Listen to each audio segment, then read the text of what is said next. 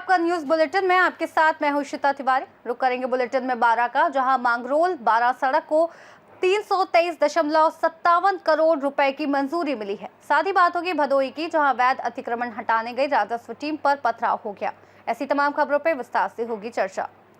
खबर 12 से, जहां पर मांगरोल बारा सड़क के सुधार के लिए तकरीबन 323 करोड़ रुपए से ज्यादा की मंजूरी दी गई है, जिससे जर्जर मार्ग का विकास होकर आवागमन, व्यापार और रोजगार को सीधे लाभ मिलेगा।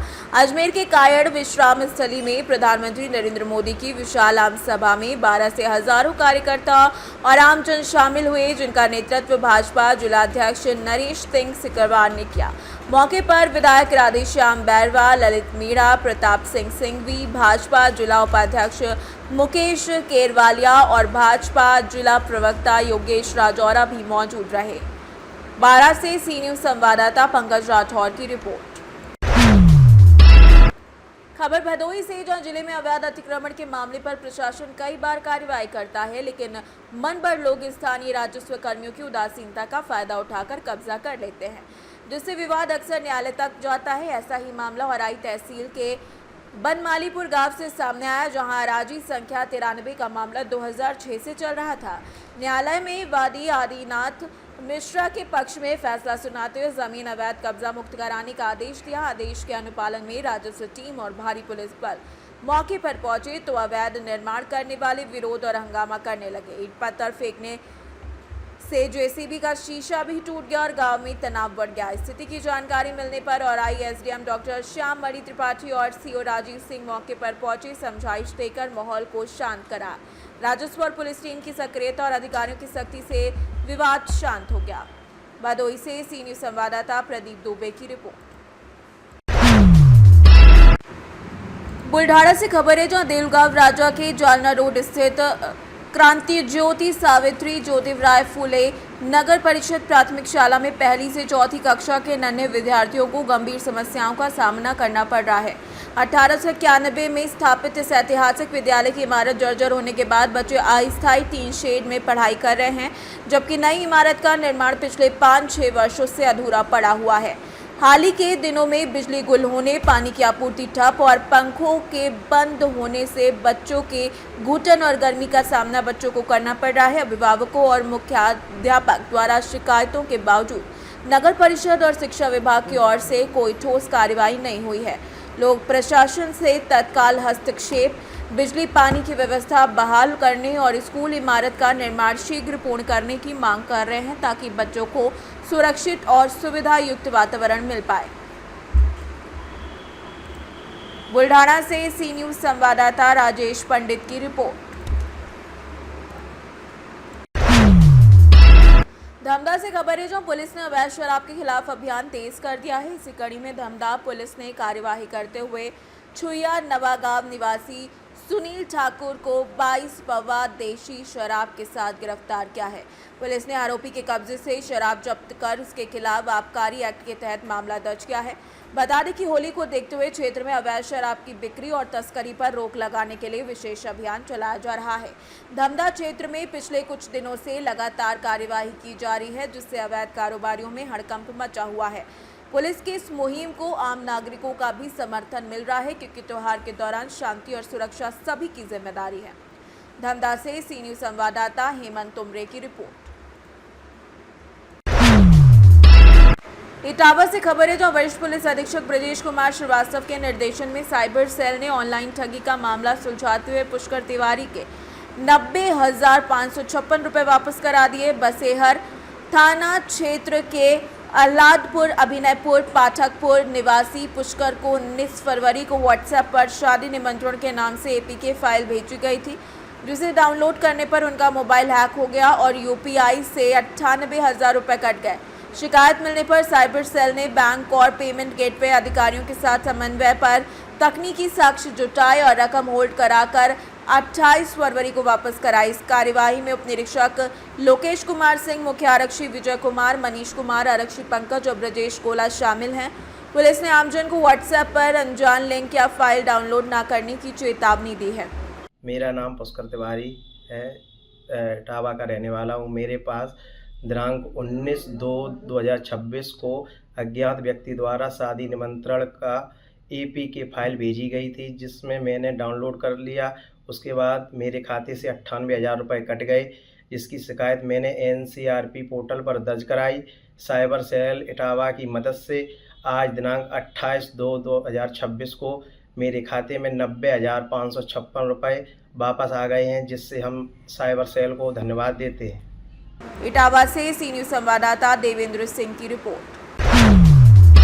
खबर गढ़चिरौली से है, जहां पर गढ़चिरौली के सिरोंचा स्थित कस्तूरबा गांधी बालिका विद्यालय में राष्ट्रीय विज्ञान दिवस के अवसर पर विज्ञान के प्रति जिज्ञासा और नवाचार को प्रोत्साहित करने के लिए भव्य कार्यक्रम आयोजित किया गया, जिसमें छात्राओं ने जल संरक्षण, सौर ऊर्जा, जल शुद्धिकरण, उपग्रह तकनीक और पर्यावरण संरक्षण जैसे विषयों पर कार्यशील मॉडल प्रस्तुत किए।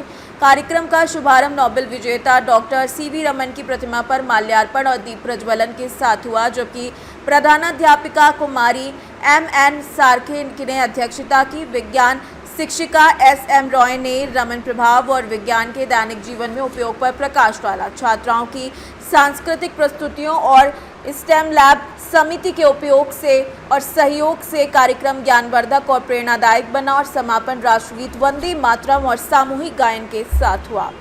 गढ़चिरौली से सी न्यूज़ संवाददाता चंद्रशेखर पुलगम की रिपोर्ट। खबर प्रयागराज से है, जहां पर करचना थाना क्षेत्र के धरबारा करबालपुर में महिला निर्मला देवी के साथ अभद्रता और उनके पक्ष के लोगों पर हमला करने के मामले में पुलिस ने मुकदमा दर्ज किया है। पीड़िता ने आरोप लगाया कि पड़ोसी दबंग मनीष कुमार, बनारसी लाल, जीतलाल और प्रदीप कुमार ने 22 फरवरी को उन्हें बच्चों के साथ बाजार जाते समय रोककर अभद्रता की। विरोध करने पर उन्हें जमीन पर पटक दिया। उनके देवर और ससुर पर जानलेवा हमला कर दोनों को लहूलुहान कर दिया, जिसके बाद आरोपी फरार हो गया। पुलिस ने घायल देवर और ससुर को अस्पताल में भर्ती करा है, मुकदमा दर्ज किया है, जबकि पीड़िता ने बताया कि आरोपी मुकदमे में समझौता करने के लिए दबाव और जान से मारने की धमकी दे रहे हैं। बताने जा रही थी चौराहे पंचनगर, रास्ते में मनीष, प्रदीप खड़े थे, जीतलाल, बनारसी लाल। वहाँ पे हमको वहाँ पे धक्के दिया, जौन बहुत बदतमीजी करने लगा हमारे साथ। सड़क पे वो पे सुनसान रास्ते हैं, कोई नहीं मिलता है। हाँ। तो वहाँ पे हमको बदतमीजी करने लगा, हमको बाल पकड़ के सड़क पे गिरा दिया, हमारे कपड़े सपड़े फट गया। वहाँ पे हमारे विकास देवर पहुँच गए, वो बचाने कोजे में उसका मार के सर फाड़ दिया गया है। हमारा चचिया ससुर है, वो भी बैगन लाद के बाजार जा रहे थे, वहाँ पे मौजूदी हालत पे वो भी पहुँचे, उसका भी वो बचाने लगे, वो भी मार खाए, उसको सर फाड़ दिया गया है, हाथ खिंचकर हो गया है। जो हमारा मेडिकल हुआ भाई राड से मारा था, राड से मारा, लाठी से मारा, राड से मारा, मार के उस जब हमारे घर के औरतें दौड़ी तो हल्ला करे हमारे बच्चों। जब हमारे घर के आदमी दौड़े तो वो लोग फरार हो चुके। हमारे गर्दन में अभी तक कूड़े आए थे, अभी तक खरोच है, हमारे पूरे बदन में चोट है, अभी तक दवा चल रही है हमारी। तो क्या कार्रवाई हुई? कार्रवाई वही हमारा मेडिकल हुआ था, हमारा सुनवाई हो रहा था, हमारा पुलिस करे थे कार्रवाई, लेकिन वो दमक पार्टी है, बोल रही है कि हमारा सुनवाई नहीं होगा। बनारसी की पत्नी है बीमा देवी, वो हाथ में चिरवा फरवा के प्लास्टर बनवाया है कच्चा, फर्जी कह रही है कि हमारा FIR अगर नहीं होगा हम इस लोग की जान से मरवा देंगे। किसको? आप लोग? हाँ, हमारे पति की, हमारा पति संजय कुमार कोकर है, घर पे नहीं थे वहाँ दिन। ये लोग जो बनारसी बोल रहे हैं कि हम घर पे नहीं थे और मैंने रहे थे नहीं। हाँ। हमारी नानी की देवरानी खत्म हो गई, मैं हम मट्टी में गए थे डीहा, और वहाँ से 9 बजे रात आए थे, तो हमें कुछ नहीं मालूम है। सुबह से हम चले गए थे धंधे में, धंधा पर से हम आए थे करीब 5, 5:30 या 6 बजे तक। जब वहाँ से धंधे पर से आते ही लोग सुने थे कि हमारे औरत जा रही थी बच्चों को बाल कटाने, और वहाँ सुनसान जगह था, वहाँ कोई नहीं था। और ये मनीष, प्रदीप और बनारसी और जीतलाल ने वहाँ मौजूदी हालत पे बैठे थे, वहाँ कुछ नहीं था। वहाँ एक मचान रखी है मड़ई मॉडल में, वोट किया गया। वहाँ सरिया लोहे का राड जो होता है वो, और बैट और दुल्ला रख के बैठे थे। वो लोग बैठे थे छिपा के, इन लोगों की जानकारी कुछ नहीं थी।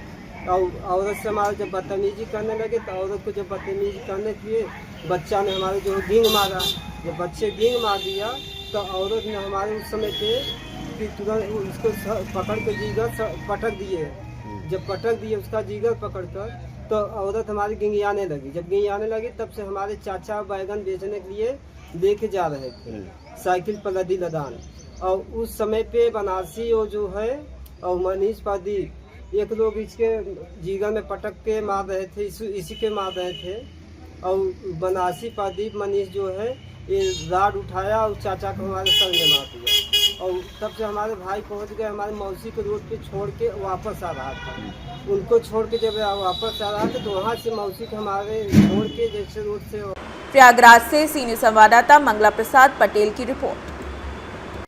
फिलहाल के लिए बुलेटिन में इतना ही। देश और दुनिया की तमाम बड़ी खबरों के लिए देखते रहिए सी न्यूज़ भारत।